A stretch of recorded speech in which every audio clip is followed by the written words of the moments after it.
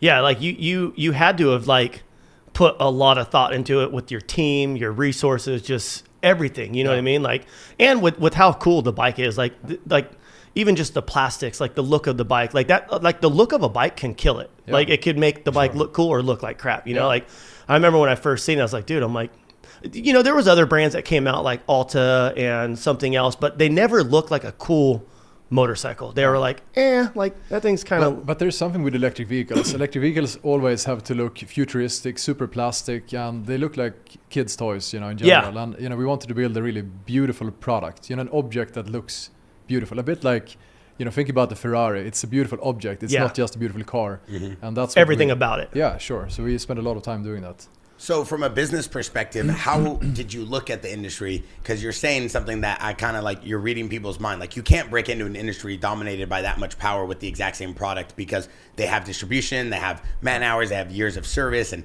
100-year plus of history. So when you were designing this bike, what was your initial business perspective? Was it, we're going to design this bike and then try to sell it cheap? We're going to design this bike and then sell it to Moto Freestyle legends? Like what was the idea, the concept on the business side, not just the design side?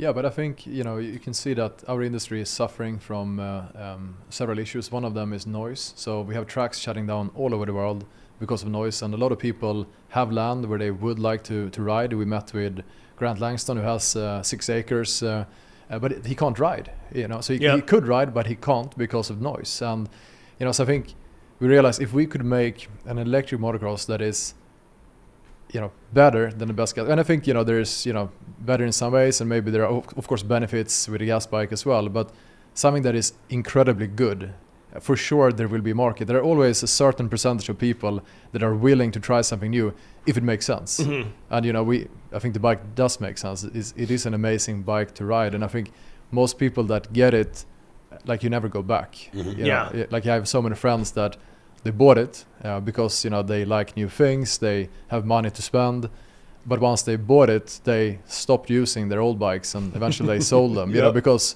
like every time you have to make that decision, am I gonna jump on the 450 or the Varg? And you know, a lot of people are, it's just, you know, kind of gravitating towards that, I guess.